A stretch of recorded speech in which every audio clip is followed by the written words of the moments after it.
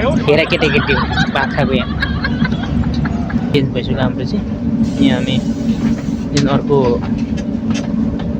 अर्को बस पार्कबाट चाहिँ हामीले गाडी चेन्ज गऱ्यो। टोइलेट जानलाई झरेको छ, वेटिङमा छ गाडी। यहाँदेखि मान्छे हाल्ने होला। अनि अहिले चाहिँ हामी यहाँ आउँदै गर्छौँ। अनि यहाँ हाम्रो एउटा एकजना भाइ हुनुहुन्छ। हाम्रो भाइ चाहिँ एकदम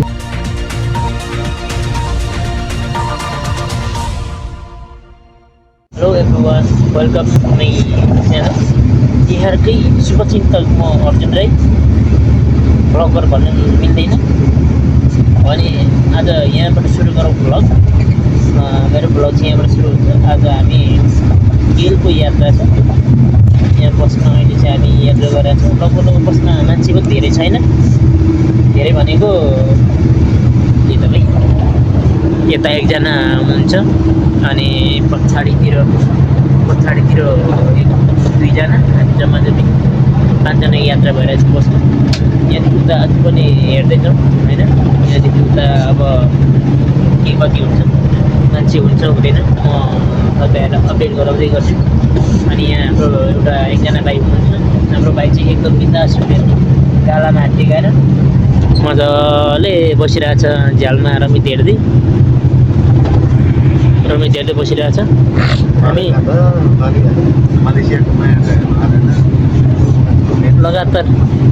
लगातार यात्रामा छौँ। हामी यति बेला हामी बसभित्र बसिरहेको छौँ आनन्दसितले। भन्दा पनि मनमा कस्तो भएर चाहिँ फुजुल भइरहेको छ। यहाँ खोइ के फुजुल होइन, त्यस्तै छ।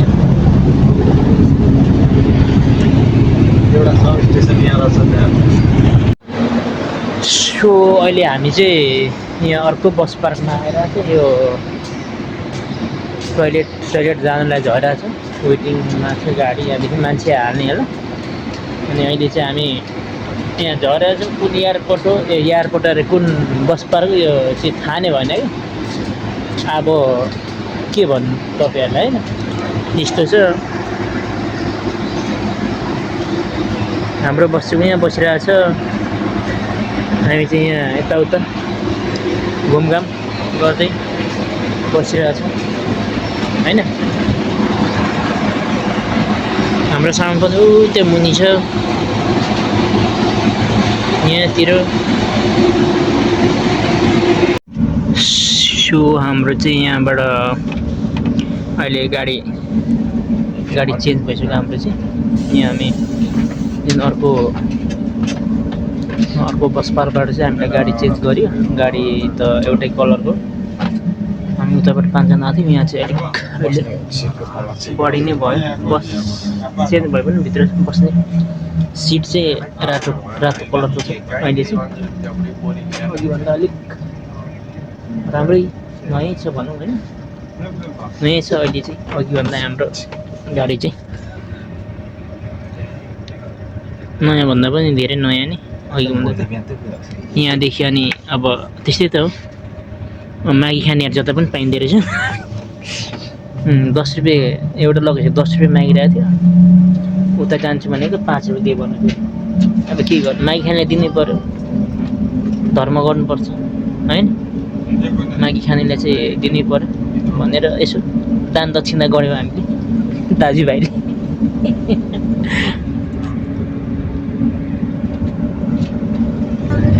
हामी चाहिँ यहाँबाट बाटो लाग्यो बसाइ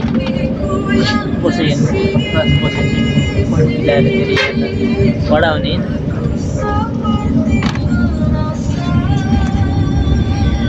बाटो लागौँ फेरि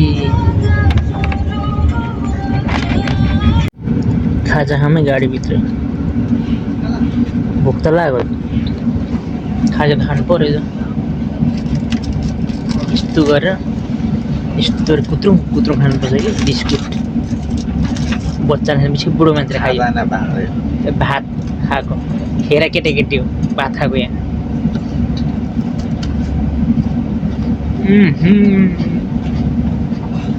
कति मिठो खाने हो।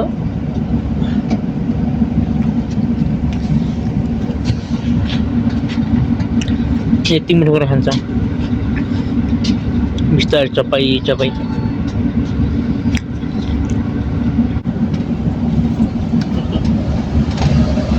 त्यति त खानै पर्यो नि त्यति खाना खानै पर्यो। भन्दा भरे केमा खानु कर्मा सास पनि पुग्दैन केलमा भन्छ यार।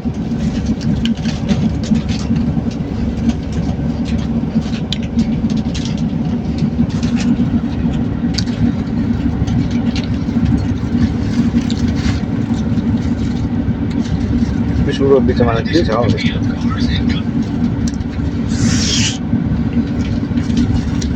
औ त्यो छ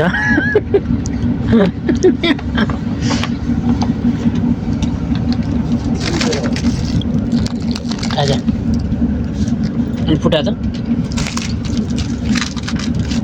यो खानु यो खानुपर्छ है खाजा चाहिँ खाएन भने त खानुको लागि त बाँच्नु पर्यो खानुको लागि कमाउन आएको खानु आएको मलेसियामा कमाउनु मात्रै खानु मात्रै आएको डुल्नु पनि आएको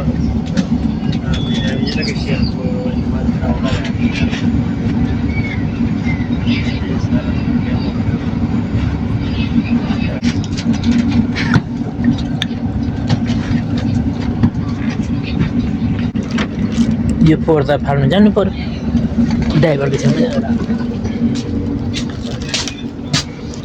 ड्राइभर बुढा यहाँ बस्छ कहाँ गएछ ड्राइभर बुढा त आएको छैन त गाडी कति राम्रो यो मान्छे कति राम्रो यो यता कता पानी खानु पर्यो नि सुती पानी त खानु पर्यो यति त गर्नु पर्यो हाम्रो बाउले चाहिँ पानी पिउन लागेको छ खानु होइन पिउन लागेको ए पिइसकेछ कति मिठो खाने हो खानु आउनुहोस् मुर्दार्नी छिटो अब खानु पानी तिम्रो मुर्दार्नीलाई कहाँ छोडेर आएको आनन्द आयो कति आनन्द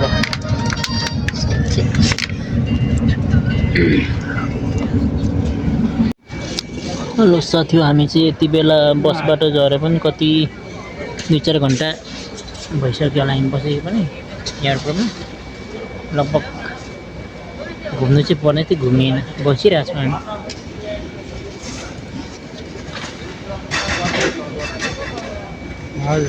यो चाहिँ हाम्रो लगेज हो नि फेरि यहाँ छ यहाँ यता अहिले त साथीहरू पनि धेरै भइसक्यो हाम्रो साथीहरू यता चाहिँ एकजना साथी दुईजना जाँदै हुनुहुन्छ यता पर्तिर छन् धेरै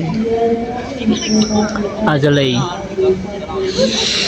मेरो भिडियो चाहिँ यति नै बनाउनु पर्यो लाइक कमेन्ट सेयर सब्सक्राइब गर्दै बस्नु होला सबैजना साथीहरू है अब भोलि आउनेछ अरू ब्लग